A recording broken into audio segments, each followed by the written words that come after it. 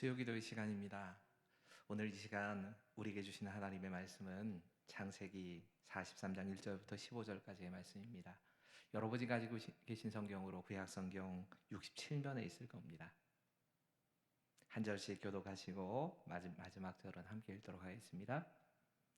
그 땅에 기근이 심하고 그들이 애굽에서 가져온 곡식을 다 먹음에 그 아버지가 그들에게 이르되 다시 가서 우리를 위하여 양식을 조금 사오라. 유다가 아버지에게 말하여 이르되 그 사람이 우리에게 엄히 경고하여 이르되 너희 아우가 너희와 함께 오지 아니하면 너희가 내 얼굴을 보지 못하리라 하였으니 아버지께서 우리 아우를 우리와 함께 보내시면 우리가 내려가서 아버지를 위하여 양식을 사려니와 아버지께서 만일 그를 보내지 아니하시면 우리는 내려가지 아니하리니 그 사람이 우리에게 말하기를 너희의 아우가 너희와 함께 오지 아니하면 너희가 내 얼굴을 보지 못하리라 하였음이니라. 이스라엘이 이르되 너희가 어찌하여 너희에게 또 다른 아우가 있다고 그 사람에게 말하여 나를 괴롭게 하였느냐. 그들이 이르되 그 사람이 우리와 우리 친족에 대하여 자세히 질문하여 이르기를 너희 아버지가 아직 살아계시느냐 너희에게 아우가 있느냐 하기로 그 묻는 말에 따라 그에게 대답한 것이니 그가 너희의 아우를 데리고 내려오라 할 줄을 우리가 어찌 알았으리이까.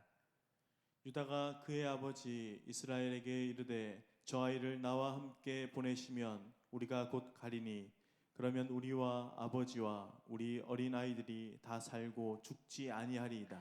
내가 그를 위하여 담보가 되리니 아버지께서 내 손에서 그를 찾으소서.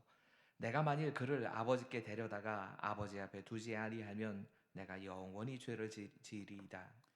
우리가 지체하지 아니하였더라면 벌써 2번 갔다 왔으리이다. 그들의 아버지 이스라엘이 그들에게 이르되 그러할진대 이렇게 하라. 너희는 이 땅에 아름다운 소산을 그릇에 담아가지고 내려가서 그 사람에게 예물로 드릴지니 곧 유향 조금과 꿀 조금과 향품과 모략과 유향나무 열매와 감복숭아이니라. 너희 손에 갑절의 돈을 가지고 너희 자루아기에 도로 넣어져 있던 그 돈을 다시 가지고 가라. 혹 잘못이 있었을까 두렵도다. 내 아우도 데리고 떠나 다시 그 사람에게로 가라. 전능하신 하나님께서 그 사람 앞에서 너희에게 은혜를 베푸사 그 사람으로 너희 다른 형제와 베냐민을 돌려보내게 하시기를 원하노라. 내가 자식을 잃게 되면 이르리로다. 함께 읽겠습니다. 그 형제들이 예물을 마련하고 갑절의 돈을 자기들의 손에 가지고 베냐민을 데리고 애굽에 내려가서 요셉 앞에 서니라. 아멘. 잠깐 기도하시겠습니다. 주님, 우리를 용서하시고 병들어 쓰러져 가고 있는 이 나라를 고쳐 주옵소서. 코로나19로 인해 사람들이 모인 곳은 어디라도 만남도 외출도 여행도 출근도 두렵기만 하고 병들어도 병원에 갈 수 없는 무서운 세상이 되고 말았습니다. 마스크를 쓴 사람들의 불안한 눈빛으로 감염자들은 이름 잃어버리고 번호로 불리고 있습니다. 교회마다 또 여러 모임마다 주일 예배도 드리지 못하는 그런 일들이 벌어지고야 말았습니다. 주님, 경건은 없고 모양뿐인 우리가 다시 한번 이제 주님 앞에 대한 첫사랑으로 돌아가게 하여 주옵소서. 내 집에 와서 손을 들고 기도하면 치료의 광선을 비추어 주겠다 말씀하신 그 주님께서 이제 주신 은혜를 다시 한번 회복하게 하여 주시옵소서. 주신 복을 누리는 데만 정신을 잃어버리고 하나님께 등 돌리고 살면서 사명을 잃어버린 우리를 용서하여 주시옵소서. 우리의 죄를 용서하시고 병들어가는 이 나라를 살려주시옵소서. 생명의 빛으로 오신 예수 그리스도의 이름으로 기도하옵나이다. 아멘. 조디 에릭슨 타다라고 하는 미국의 다이빙 선수가 있습니다. 신체적으로 아주 건강하고 매력적인 여성이었습니다. 그러던 그녀가 어느 날 다이빙을 하다가 바위에 머리를 부딪히고 맙니다. 전신마비가 왔습니다. 멀쩡하던, 아니 다른 사람들에 비해서도 훨씬 더 건강했던 신체가 전혀 움직이지 않는 상황이 오고 만 겁니다. 몇 차례 자살을 시도했답니다. 자살을 하기에도 이 신체적인 한계가 있어서 몸이 움직여지지 않아서 자살마저 할 수 없는 겁니다. 그러던 어느 날 그녀가 특별한 신앙의 체험을 하게 됩니다. 십자가에 달리신 예수님이 자신과 똑같은 형편이었다는 사실이 묵상이 된 겁니다. 의식은 분명히 있는데 몸은 움직일 수 없고, 또 다른 이들에게 조롱을 당하시던 그 예수님이 자신과 똑같은 처지였다는 사실을 깨닫게 되면서 그녀가 모든 삶이 다 변화되는 경험을 하게 됩니다. 어느 날 이 신문 기자가 그녀와 함께 인터뷰를 하는 때에 그녀는 이렇게 고백을 했다고 합니다. 많은 사람들이 고통 속에서 나는 고통에도 불구하고 하나님께 감사한다고 말합니다. 하지만 저는 이렇게 말해야 한다고 생각합니다. 저는 고통 때문에 하나님께 감사합니다. 그녀는 고통 때문에 하나님을 만나게 되었고, 그 하나님과의 만남이 그녀의 인생을 바꾸어 놓은 걸 안 겁니다. 그래서 고통에도 불구하고 감사한 것이 아니라 고통 그 자체가 하나님의 은혜였습니다. 이렇게 고백하면서 감사할 수 있었던 겁니다. 오늘 본문은 고통 속에 빠져서 하나님을 만나고 하나님의 긍휼과 하나님의 회복을 만나게 되는 한 가족의 이야기를 담고 있습니다. 애굽을 제외한 모든 땅이 다 흉년 때문에 곡식을 다 없는 그런 상황이 오게 됩니다. 사실 애굽도 흉년을 만났지만 요셉이 아주 좋은 정책을 통하여서 이 흉년을 최소한으로 막고, 그리고 이 곡식을 가지고 다른 나라들까지 돕는 그런 일이 벌어지게 된 겁니다. 형들은 곡식을 사기 위해 갔다가 애굽의 통치자였던 요셉을 만나게 됩니다. 그리고 요셉은 여러 가지 모양으로 형들의 마음을 시험합니다. 사실 일반적으로도 이 시험은 잘못된 것이 아닙니다. 이집트만 제외하고 나머지 나라들은 전혀 곡식이 없는 상황입니다. 이 흉년이 얼마나 더 갈지 모릅니다. 아무에게나 함부로 양식을 나눠줄 수 없는 겁니다.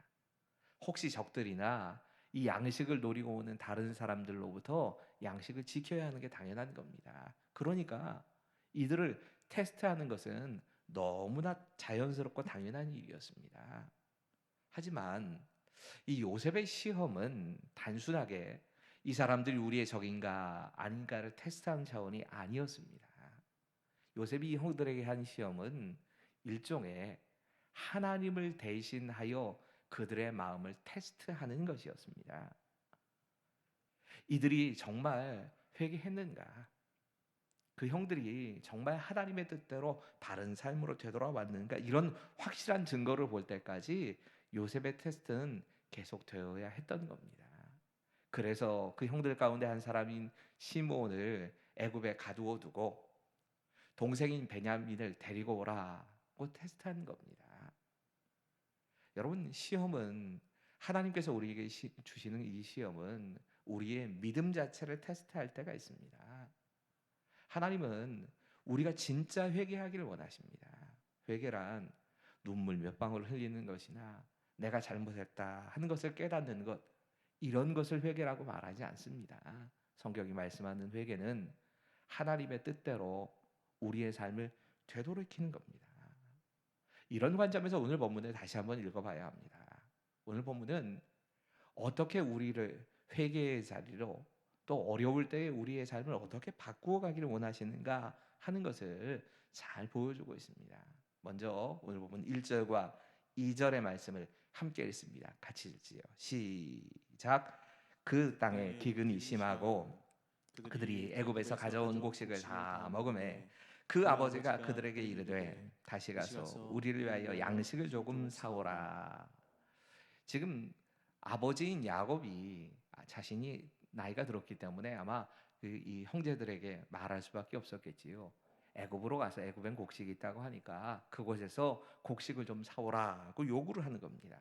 이렇게 요구하는 아버지의 요구에 형들은 주저합니다. 그럴 수 없다고 생각을 합니다. 그런 이유는 두려웠기 때문입니다. 요셉의 형들은 이 양식이 다 떨어질 때까지 애굽으로 갈 생각을 전혀 하지 않았습니다. 이유가 있습니다. 두려움이 그들의 마음을 사로잡고 있었기 때문입니다. 형제인 시므온이 애굽에 혼자 떨어져서 잡혀 있는데도 그들은 두려워합니다. 그래서 움직이지는 못합니다. 여러분 오늘 본문에 그들이 양식을 사러 가지 못했던 이유가 우리에게 주는 교훈이 있습니다.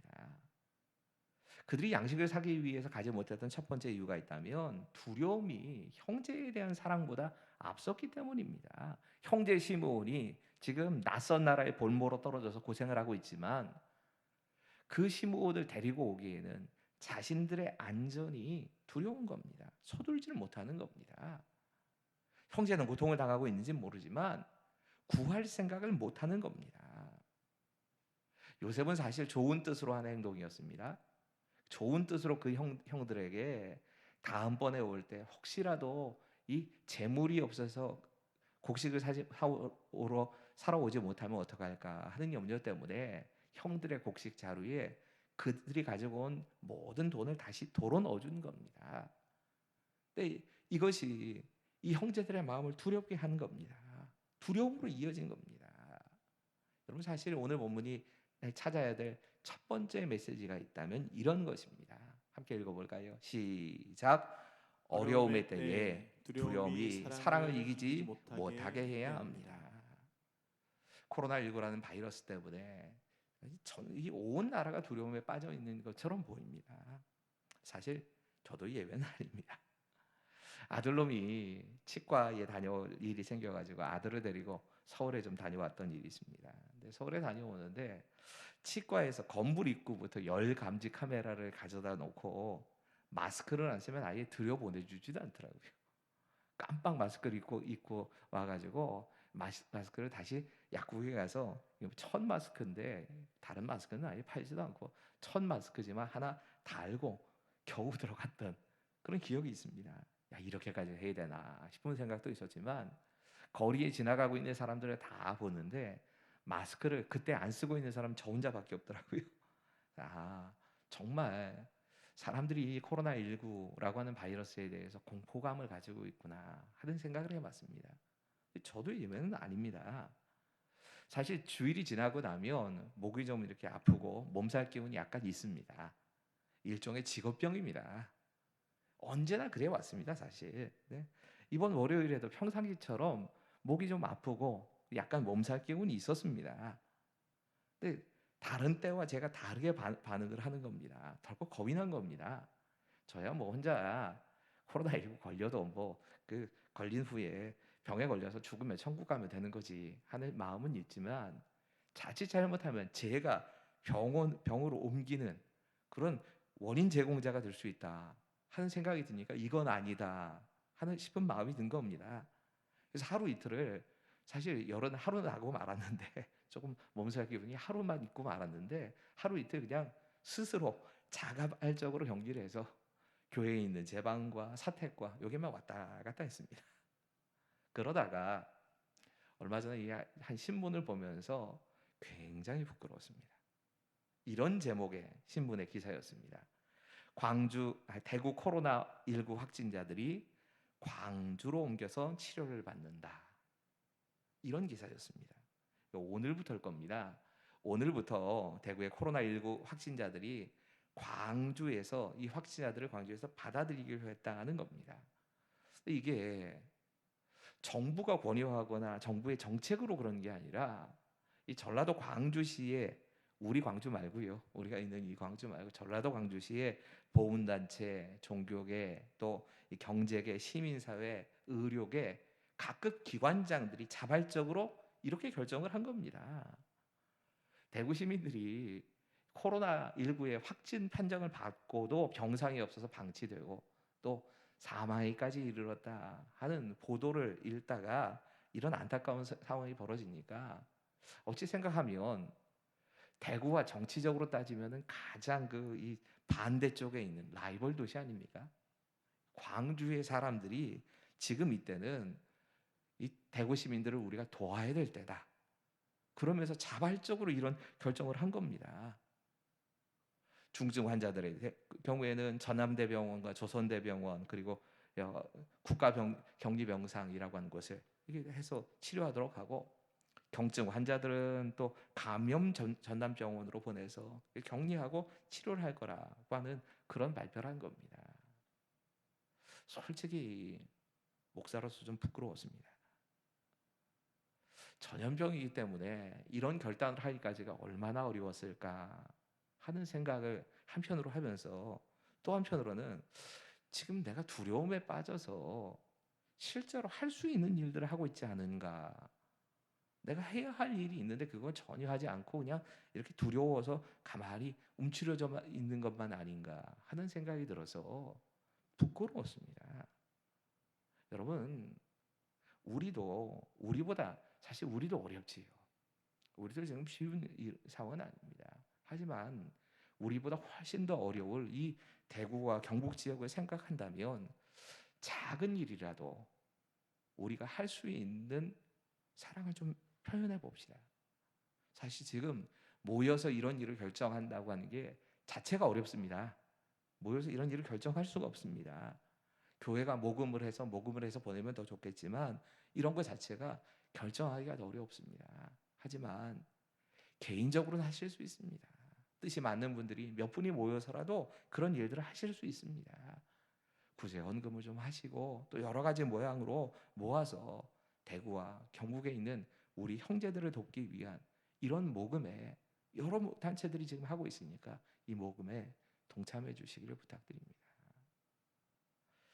또 한 가지 결정적으로 이들이 지금 애굽으로 일찍 내려가지 않은 또 하나의 결정적인 이유가 있습니다. 그건 양식이 있어서 그럽니다. 아직까지는 먹고 살 만한 양식이 있던 겁니다. 아직 굶어 죽을 상황이 아니니까 먹을 양식이 있으니까 이건 먹고 그냥 버티면 되겠다 생각을 하고, 그리고 꼼짝을 하지 않는 겁니다. 심지어 야곱조차 그랬습니다. 자신의 아들 시몬이 이집트에 잡혀 있는데 얼른 내려보내서 그 아들을 구할 생각을 하지 않습니다. 먹을 양식이 떨어질 때까지 야곱도 움직이지 않았습니다. 그러다가 이제 먹을 양식이 다 떨어지니까 아들들을 다시 한번 재촉해서 빨리 가서 양식 좀 구해오라고 이렇게 얘기를 하는 겁니다. 여러분, 이 어려움의 때에 우리가 찾아야 될 두 번째 메시지는 이것입니다. 같이 읽지요. 시작. 어려움의 때 발등에 불이 떨어지기까지 기다리지 말고 빨리 하나님을 바라봐야 합니다. 여러분, 형편이 급하지 않으니까 움직이지 않았다는 겁니다. 그러다 사정이 급하게 어쩔 수 없는 사정이 되니까 그제서야 움직이는 겁니다. 1절과 2절에 이들의 형편을 나타내는 몇몇 단어들이 보입니다. 이런 문장이 나옵니다. 그 땅의 기근이 심하고 그들이 애굽에서 가져온 곡식을 다 먹었다.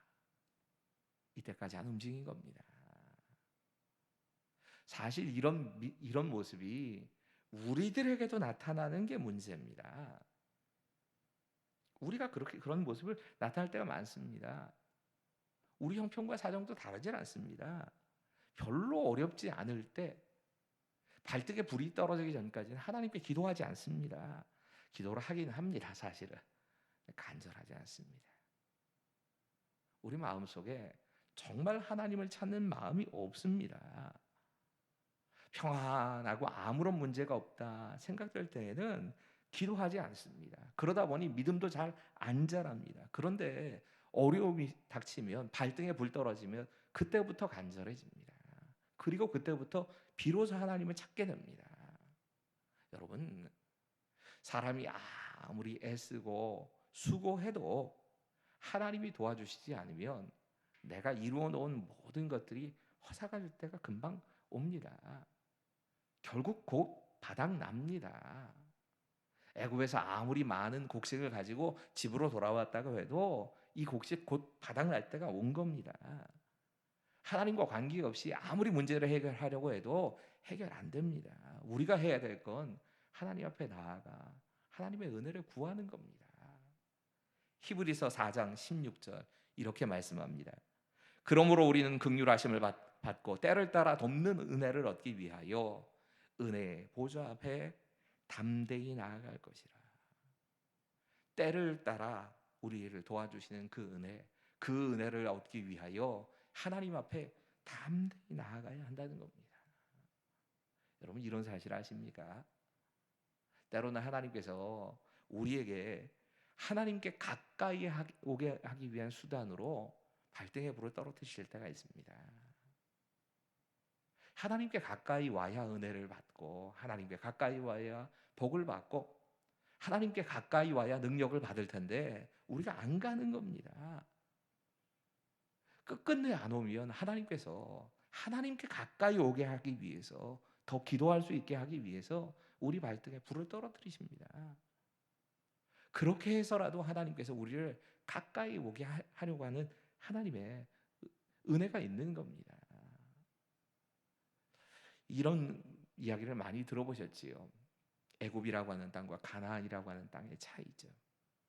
여러분, 애굽이라고 하는 땅은 큰 강이 그 가운데를 흐릅니다. 그래서 그 강을 중심으로 좁게 펼쳐져 있는 나라입니다.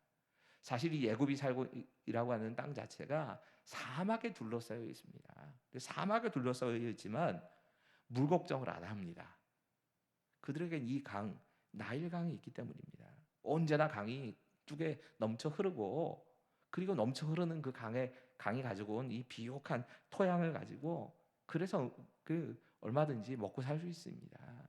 그러니까 애굽 사람들은 하늘을 안 봅니다. 그들의 관심은 나일강에만 있습니다. 그들은 땅만 바라보고도 이 구름 위에 있는 그 하늘에 대해서는 관심이 전혀 없는 사람들입니다. 그래도 살 수 있습니다. 근데 가나안은 다릅니다. 우리가 젖과 꿀이 흐르는 땅이라고만 늘 알고 있는 이 가나안은 사실은 물이 부족한 나라입니다. 이곳의 땅은 하늘에서 내리는 비를 저장해 두질 않습니다. 그러니까 때를 따라서 비가 오지 않으면, 때를 따라서 하나님이 맞춰 주셔서 그 물과 비가 내리지 않으면 이스라엘 사람들은 살 수가 없습니다. 가나안은 원래 그런 땅입니다. 하나님께서는 하늘만 바라보고 사는, 아니 정확하게는 하나님만 바라보고 사는 그 땅으로 이스라엘 백성들을 인도하신 겁니다. 하나님의 백성은 사실 땅을 바라보는 사람이 아니라 하늘을 바라보고 사는 사람들입니다. 문제는 하늘을 바라보고 살아야 될 우리가 하늘이 아니라 땅만 보고 살 때가 더 많다는 겁니다. 그럴 때 하나님이 때때로 천둥을 내리시고 번개를 치셔서 우리를 깨우치십니다.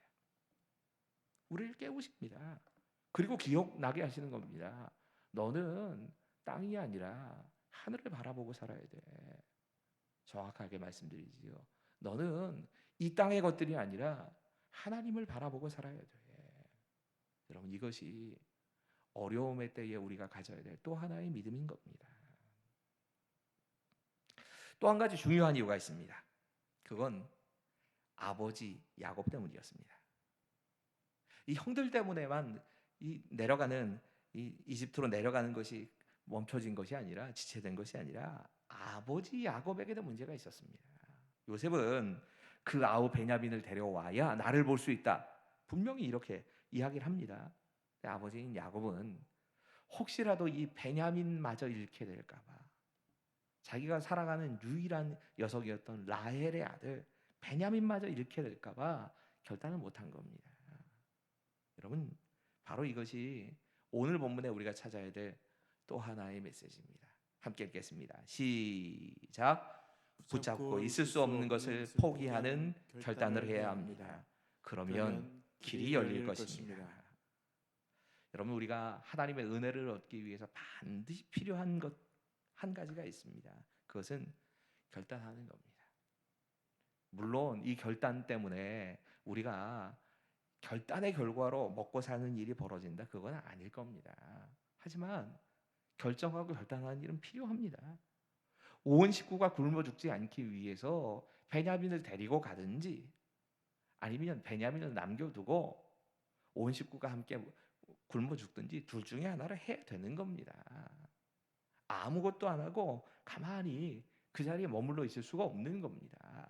오늘 본문 3절부터 5절까지 이렇게 말씀합니다. 유다의 이야기입니다. 유다가 아버지에게 말하여 이르되, 그 사람이 우리에게 엄히 경고하여 이르되, 너희 아우가 너희와 함께 오지 아니하면 너희가 내 얼굴을 보지 못하리라 하였으니, 아버지께서 우리 아우를 우리와 함께 보내시면 우리가 내려가서 아버지를 위하여 양식을 사려니와 아버지께서 만일 그를 보내지 아니하시면 우리는 내려가지 아니하리니 그 사람이 우리에게 말하기를 너희의 아우가 너희와 함께 오지 아니하면 너희가 내 얼굴을 보지 못하리라 하였음이니라. 여러분, 유다가 하는 말은 단순합니다. 베냐민과 함께 가지 않으면 애굽에서 양식 사올 수 없다는 겁니다. 하지만 야곱은 혹시라도 베냐민에게 해가 될까봐 그를 보내지 못하고 있는 겁니다. 한편으로는 식구들이 굶어 죽지 않게 하기 위해서 빨리 내려가서 애굽에서 양식 구해오라고 하면서 또 한편으로는 베냐민은 못 보내겠다는 겁니다. 사실 이게 가장 큰 문제였습니다.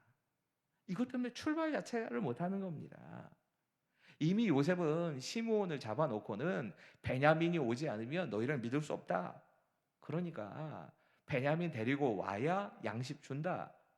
분명히 말을 했는데 야곱이 포기할 수 없는 겁니다. 여러분, 우리가 어떤 문제에 닥쳤을 때 우리는 선택하고 결단을 해야 합니다. 근데 결단이라는 말 속에는 반드시 우리가 기억해야 될 단어가 하나 있습니다. 그건 포기라는 말입니다.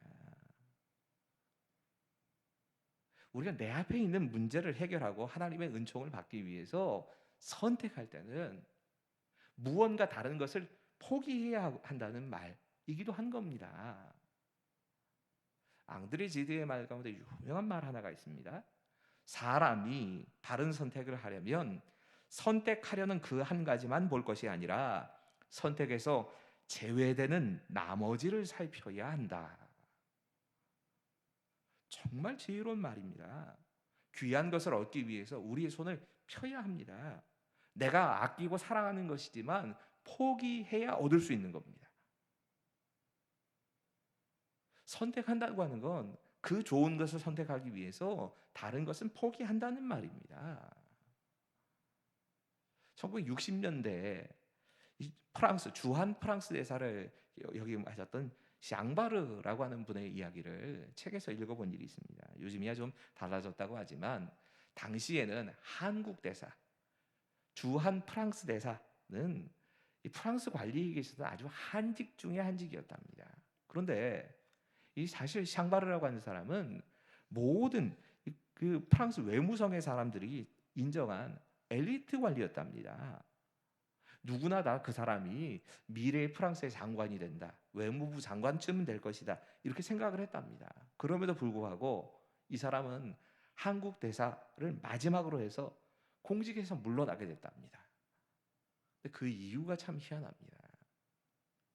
1954년에 알제리 사태가 났을 때 당시에 프랑스의 드골 장군이 샹바르를 발견했답니다. 그리고는 한눈에 이 재능을 알아보고는 드골이 샹바르에게 자기를 좀 도와달라 이렇게 요청을 한 겁니다.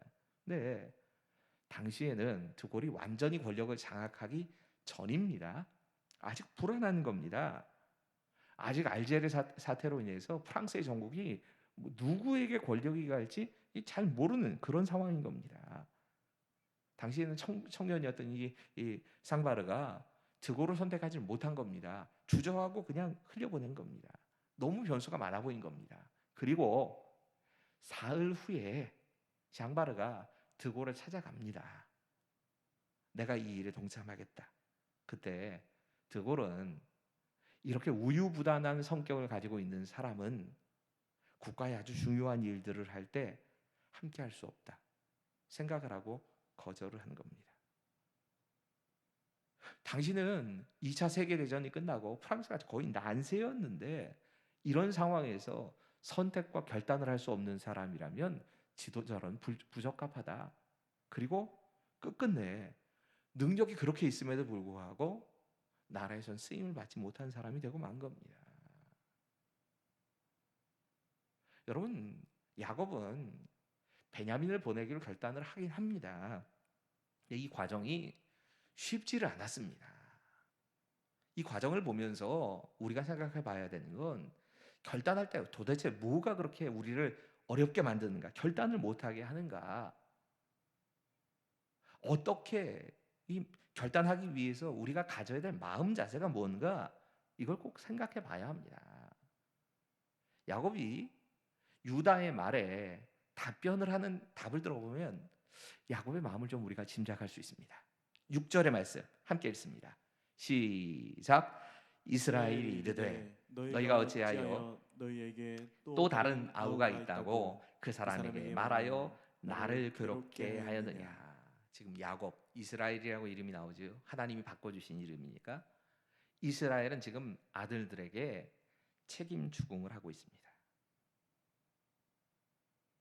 왜 가족 사정을 그렇게 자세하게 말해서 막내 동생이 있다고 말했냐?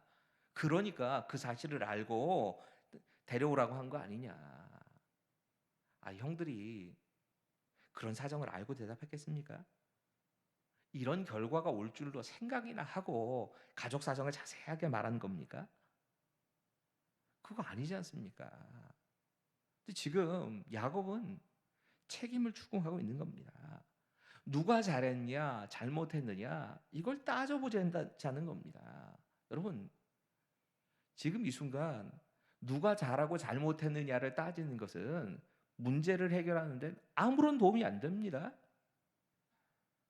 어떤 도움도 안 됩니다. 지금 중요한 건 과거가 아니고 오늘입니다.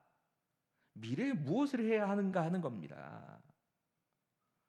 여러분, 사람들 중에 스스로 감당하기 어려운 문제들을 만나면 자꾸 언제 내가 이런 선택을 잘못해서 이래, 또는 어떤 다른 사람들이 이런 일들을 해서 그래, 이렇게 자꾸 과거 일들을 자꾸 되풀이하면서 책임을 추궁하는 경우들이 많이 있습니다. 그래서 그 사건을 더 어렵게 만들고 더 마음을 상하게 만들고 일이 더 힘들어지게 만듭니다. 여러분, 책임 추궁은 문제가 다 해결된 후에 해야 될 일인지 모르겠지만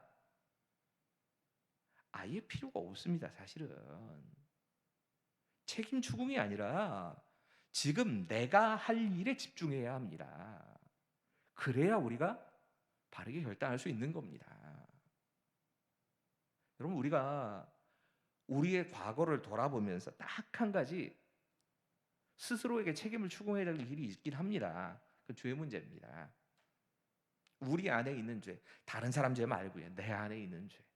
내 안에 있는 죄를 회개하지 않으면 그것 때문에 또다시 발목 잡히고 그 죄로 또다시 넘어지는 일들이 자꾸 일어나기 때문에 죄가 우리를 얽매는 일이 벌어지기 때문에 죄를 해결하고 죄를 회개하는 데는 스스로에게 책임 추궁하는 게 맞습니다. 하지만 나머지는 모두 잊어버려야 됩니다.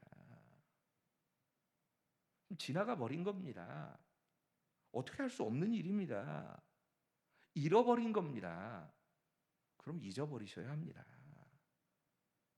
그게 믿음입니다. 하나님은 지금 내게 있는 것을 통해서 역사하십니다. 내게 전혀 없는 것을 통해 일하지 않으십니다. 그런 하나님을 안다면 우리는 이미 잃어버린 것 잊어버려야 되는 겁니다. 내가 지금 해야 되는 건 하나님께서 해가실 새 일을 기대하고 기다리면서 내가 할 일이 무엇인지 그 일에 집중해서 그 일을 해가면 되는 겁니다.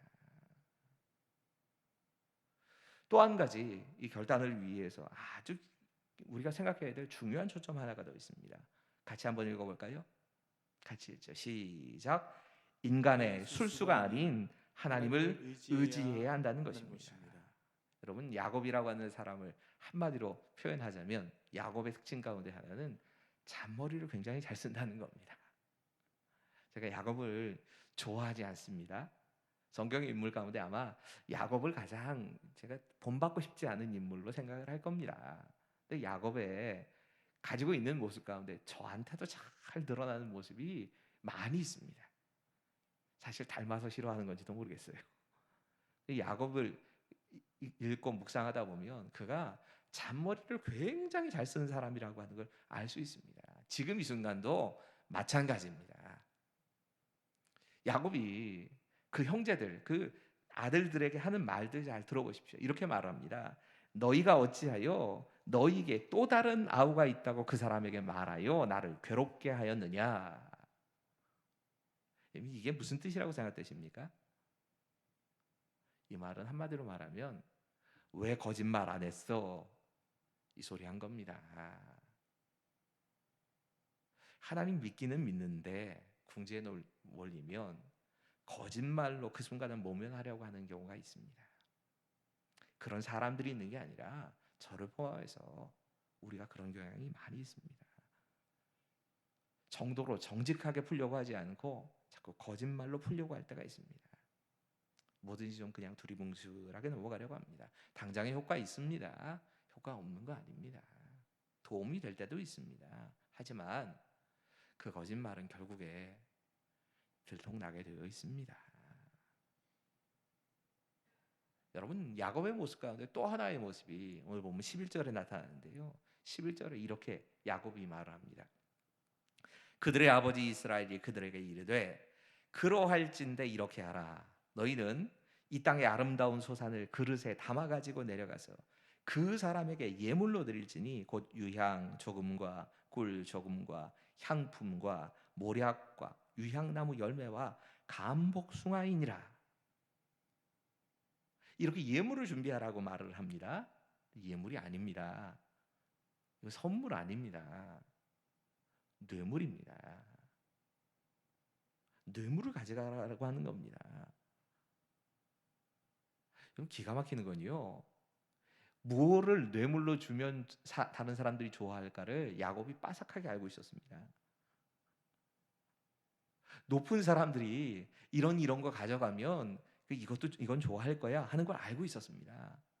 그리고 더 나아가서 이 자루 아귀에다가 가지고 온 돈 2배로 가져가서 가져가라는 겁니다. 우리식으로 말하면 사과 상자 2개 준비해 가지고 그 사과 상자에다가 현금 잔뜩 준비해 가지고 5만 원짜리를 꽉 채워서 그렇게 가라 이렇게 얘기를 한 겁니다. 지금 야곱은 하나님의 의도를 전혀 못 보고 있습니다. 이게 우리들의 문제일 수도 있습니다.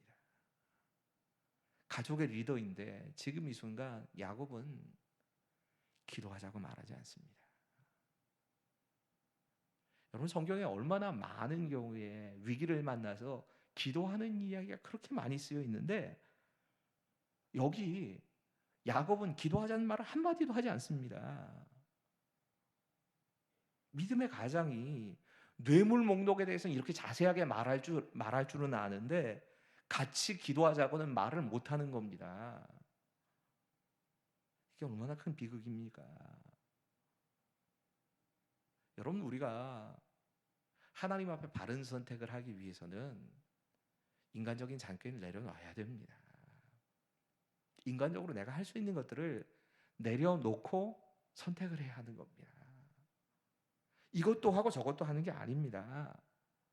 인간의 지혜로 쓸 수 있는 술수, 뭐 인간관계나 혹은 뭐 뇌물이나 거짓말이나 이런 거 다 내려놓고 그냥 정직하게 하나님만 의지하고 기도해야 하는 겁니다.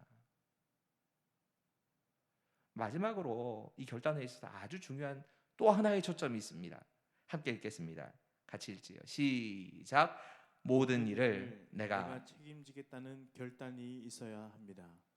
여러분, 이 본문에 두 사람이 책임지겠다고 하는 결단을 합니다. 제일 먼저는 네 번째 아들인 야곱의 넷째 아들인 유다가 결단을 합니다. 야곱이 불안해하자 한 가지 이런 약속을 야곱의 아버지인 야곱에게 하고 있는 겁니다. 9절 말씀. 내가 그를 위하여 담보가 되오리니 아버지께서 내 손에서 그를 찾으소서. 내가 만일 그를 아버지께 데려다가 아버지 앞에 두지 아니하면 내가 영원히 죄를 지으리이다. 이게 무슨 말입니까? 만약이라도 내가 베냐민을 데리고 오지 못한다면 내가 책임지겠다는 겁니다. 자기 몸을 담보로 내놓은 겁니다. 이게 말만 그런 게 아닙니다. 실제로 이 베냐민을 정말 이 형제들이 사랑하는가 이것을 보기 위해서 요셉이 나중에 시험을 하나 더 하지요. 그때 이 아이는 내어주고 내가 여기 갇히겠습니다. 내가 죽겠습니다. 이러고 책임진 사람이 유다입니다. 실제로 유다는 베냐민의 목숨을 위하여 자신의 생명을 내어놓습니다. 이 모습을 보면서 요셉이 진짜 형들이 달라졌구나 하는 사실을 마지막으로 확인을 합니다. 그리고 나서 형제들에게 내가 요셉입니다 라고 밝히게 됩니다. 유다가 결단을 한 겁니다. 여러분, 이렇게 책임지는 사람이 있어야 문제는 해결이 됩니다. 근데 아십니까? 결국은 이 유다가 이스라엘 모든 지파들의 지도자 지파가 됩니다. 여러분, 책임을 지는 사람이 지도자인 겁니다. 책임을 지려고 하는 사람, 그 사람을 통해서 하나님께서 이 지파를 들어서 다윗의, 솔로몬의, 히스기야의 조상으로 삼으신 겁니다. 아니, 더 나아가서 예수님이 바로 이 유다의 지파에서 태어나십니다. 우리는 종종 책임을 진다고 하는 것에 버거움만을 생각합니다. 버겁지요. 책임지는 건 스스로를 어렵게 만드는 일입니다. 하지만 그렇게 책임지는 그 사람이 하나님 나라의 지도자가 되어가는 겁니다. 이 유다의 모습을 보고 아버지 야곱도 결단합니다. 야곱은 지금까지 움켜쥐고 있던 내 아들, 다른 사람 몰라도 베냐민만은 절대로 포기하지 못해 라고 했던 그 베냐민을 포기하고 다른 아들들과 함께 애굽으로 보내는 겁니다.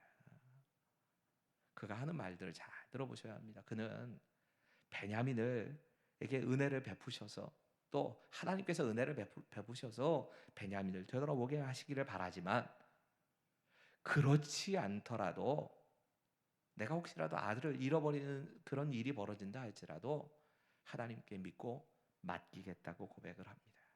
우리 함께 13절과 14절의 말씀을 같이 읽겠습니다. 시작. 내 아우도 데리고 떠나 다시 그 사람에게로 가라. 전능하신 하나님께서 그 사람 앞에서 너희에게 은혜를 베푸사 그 사람으로 너희 다른 형제와 베냐민을 돌려보내게 하시기를 원하노라. 내가 자식을 잃게 되면 이르리로다. 야곱은 진짜 자신의 자식인 베냐민을 잃게 되면 이르리로다 결단합니다. 그리고 삶의 문제가 해결됩니다. 여러분, 어려움의 때에 우리는 두렵기 때문에 사랑을 포기해서는 안 됩니다. 오늘 본문은 그걸 이야기합니다. 어려울 때에도 우리는 사랑을 선택해야 합니다. 인생의 위기를 만났을 때에 발등에 불이 떨어지기까지 기다리지 마십시오. 이미 늦은 그때까지 미뤄둘 이유가 없습니다. 여러분, 어려움의 때는 내 생각이나 나의 경험이나 나의 욕심이나 걱정이나 근심까지 다 포기하고 하나님께 맡겨야 되는 때입니다. 잔머리 안 통합니다.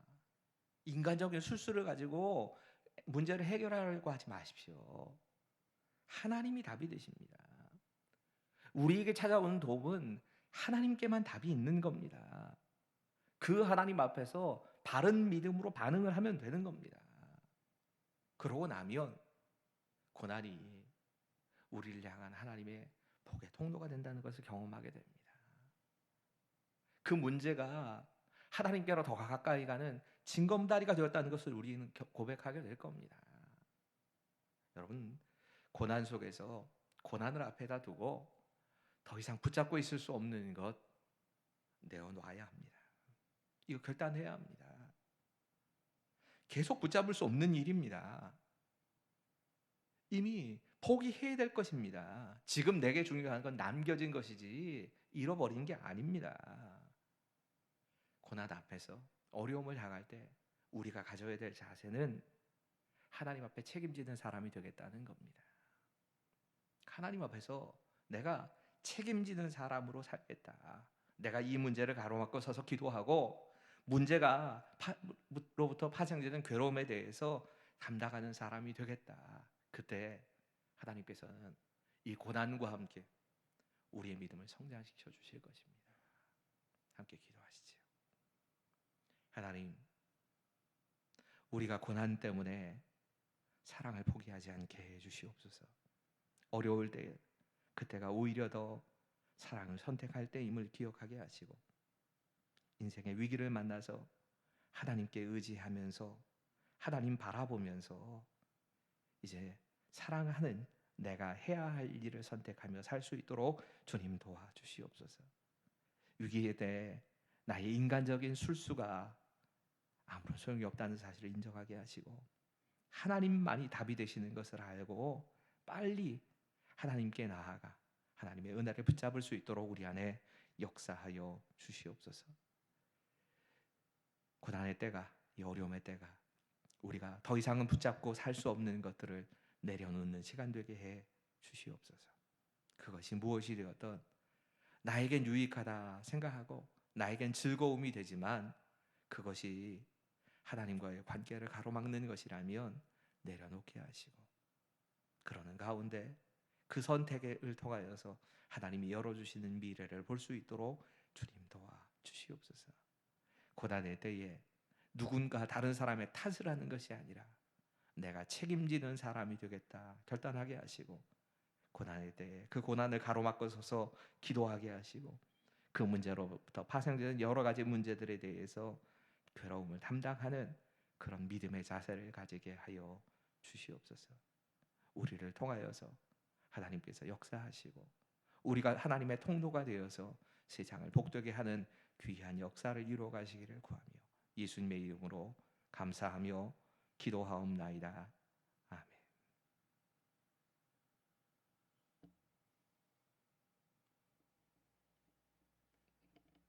아멘.